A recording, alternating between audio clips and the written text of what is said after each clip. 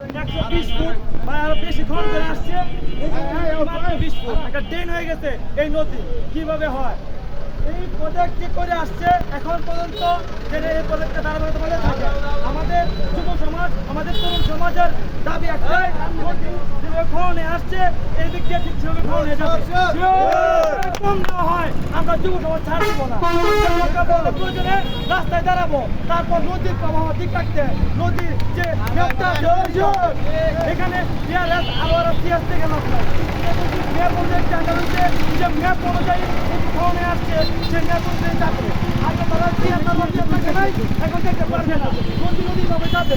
আমরা এই আন্দোলনের পক্ষে আছি তরুণ সমাজ যারা ভূমিদস্যুরা আছেন তাদের হুঁশিয়ার আপনারা এই জিনিসটা করতে দেন কোনো বাধা প্রয়োগ করবেন না করেন তরুণ সমাজ আপনাদেরকে প্রতিনিধিত্ব করবে এবং প্রয়োজনে এই মাঠ পর্যায়ে আমরা থাকবো রাস্তায় থাকবো তারপর এই নদীর না যাবে এ পর্যন্ত আমরা মাঠ ছাড়বো না শেষ করছি আমরা তরুণ সমাজ ছিলাম আছি এবং থাকবো ওই নদীর পক্ষে ইনশাল্লাহ।